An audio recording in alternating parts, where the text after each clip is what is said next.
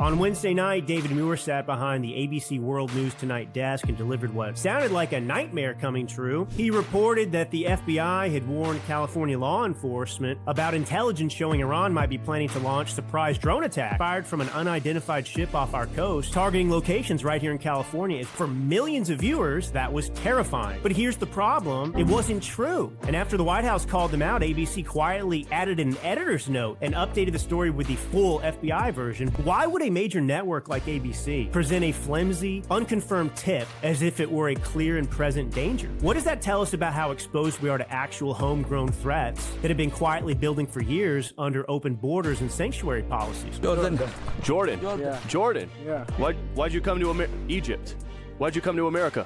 For a job. How many potential terrorists are already hiding in sanctuary California?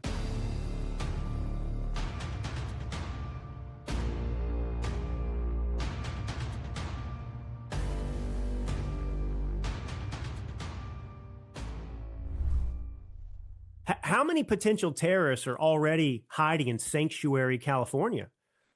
On Wednesday night, David Muir sat behind the ABC World News Tonight desk and delivered what sounded like a nightmare coming true. He reported that the FBI had warned California law enforcement about intelligence showing Iran might be planning to launch surprise drone attacks, drones fired from an unidentified ship off our coast, targeting locations right here in California as retaliation for U.S. strikes in the war. For millions of viewers, that was terrifying. The idea of Iranian drones slipping in from the Pacific, hitting American soil and cities during an active war, it felt like the conflict had finally arrived at our doorstep. It was imminent. But here's the problem, and it's rather significant. It wasn't true. Not in any real substantiated sense. The very bulletin ABC was quoting contained the critical line they either buried or omitted altogether. We recently acquired unverified information. We have no additional information on the timing, method, target, or perpetrators of this alleged attack. Unverified, no details, no evidence of any active plot. Within hours, California officials, Governor Newsom, Mayor Lurie, local leaders, they were all saying the same thing. There was no imminent threat. Stay calm, everybody. It's unverified. It's nonspecific. The Trump administration was blunter. Press Secretary Caroline Leavitt called it one email about a single unverified tip. President Trump himself said he wasn't worried about Iran-backed attacks here at home. Not like that. No, I'm not, he said. He pointed instead to the real danger, Iranian sleeper cells already inside the country thanks to border failures from previous administrations.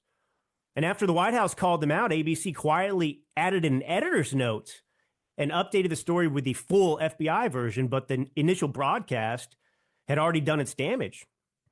Why would a major network like ABC present a flimsy, unconfirmed tip as if it were a clear and present danger? Why pump fear into American living rooms when the facts didn't support it? Yet even sloppy partisan reporting can stumble into a real question.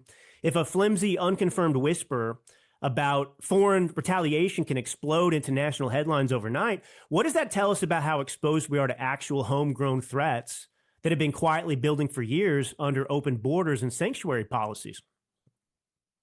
And that brings us to something even more disturbing. The steady erosion of trust in leaders who can't even handle crises we see coming. Look at the Palisades fire in California on January 7th, 2025. We had extreme Santa Ana winds, bone-dry conditions. Everybody knew this was coming. 12 people are dead. More than 6,800 homes and buildings are gone across nearly 23,000 acres, thousands forced out. Hydrants went dry because local tanks were empty, and the huge 118 million gallon Santa Ynez reservoir had been offline for over a year.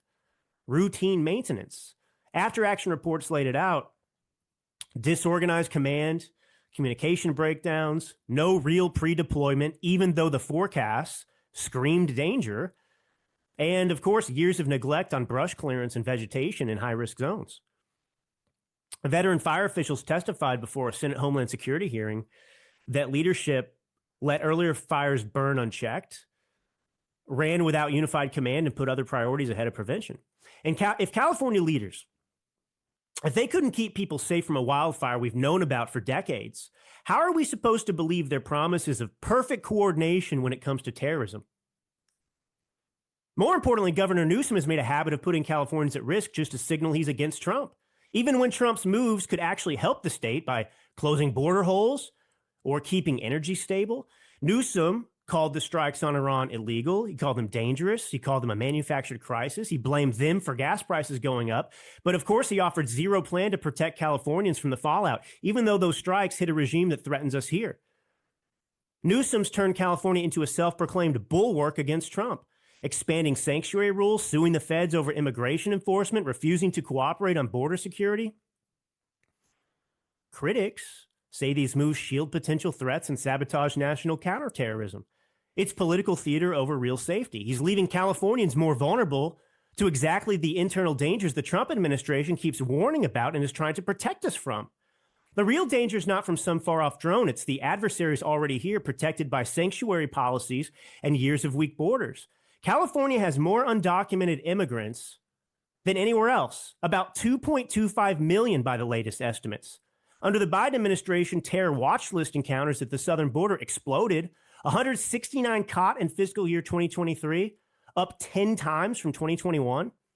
That's only the ones we caught. Congress estimates roughly 2 million known gotaways nationwide since fiscal year 2021. And that number's probably low. I mean, how many of them disappear into California cities, suburbs, and rural counties? The recent arrests tell the story. 8 Tajik nationals tied to ISIS picked up in 2024, one living in Los Angeles after sneaking across, an Afghan on the watch list detained near San Diego in 2023, Yemeni watch list cases in California back in 2021. The FBI has been warning about possible Iranian sleeper cell activation after the recent strikes. Hezbollah operatives, radicalized lone wolves, they could be hiding in our ports, Silicon Valley, packed urban neighborhoods. Sanctuary laws like SB 54 in California stop state and local police from working with ICE on detainers, even when it's someone with potential terror links.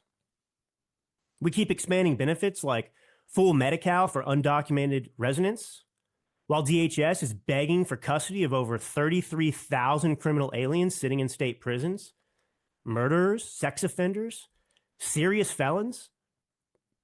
These policies put risks right back on our streets, and they undercut federal counterterrorism. Our own history in California is a warning. 2015 San Bernardino, 14 murdered by a radicalized immigrant couple inspired by Islamist extremism. The 9/11 hijackers, Nawaf al-Hazmi and Khalid al-Mintar, lived openly in San Diego for months, getting guidance at local mosques, planning right under our noses. California's density, our economic power, our landmarks, Hollywood, Golden Gate Bridge, they make us a prime target, especially now with campus activism, Iranian proxies, and rising radicalization and anti-Semitism. And look at just the past few weeks. March 12th, naturalized U.S. citizen Ayman Mohammed Ghazali, born in Lebanon, came here in 2011 on a spouse visa. He got citizenship in 2016 under Obama. He just rammed a vehicle loaded with a rifle and mortar explosives into Temple Israel synagogue in Michigan. He crashed through the door, started a fire, injured a guard. Security, thank God, shot him dead. Relatives killed in a recent Israeli strike in Lebanon may have set him off, we're told, but it's targeted terrorism from someone who's been a citizen for a decade. March 7th, New York City, 2 young guys threw TATP-laced IEDs, improvised explosive devices, at anti-Muslim protesters outside Gracie Mansion. The devices didn't fully go off, but authorities called it ISIS-inspired.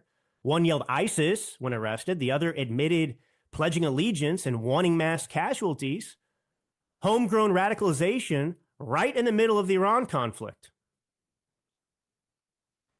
You know, the exact number is impossible to know, and that's exactly what makes it so terrifying. Watch list data shows hundreds of known risks. Gotaways mean the real number is much higher, of course. In wartime, a single encrypted signal could wake up dormant terror cells. The claim that unrestricted migration brings only cultural and economic benefits ignores the harsh realities of terrorists and radicalized individuals already embedded here. Some naturalized, some slipped through, most of them shielded by sanctuary policies. It dismisses the mounting evidence of threats, watch list encounters, gotaways, recent arrests, historical attacks like San Bernardino and 9/11 planning in San Diego. And of course, the current wave of incidents tied to the Iran conflict. God forbid a terrorist attack hits the Golden State, but if it does, responsibility lands squarely on the Biden administration, on Democrats, and on Gavin Newsom. When will Democrats wake up and see that their Trump derangement syndrome, open borders, and sanctuary policies are putting actual American lives in danger? Enough is enough. In California, for one, repeal SB 54, secure the border, put citizen safety first, demand leaders who prevent disasters instead of reacting to them. In the 2026 gubernatorial race, Californians need to reject the policies that created this vulnerability. The question is no longer just how many, it's when will they act. California and the nation can't afford to become the next preventable tragedy.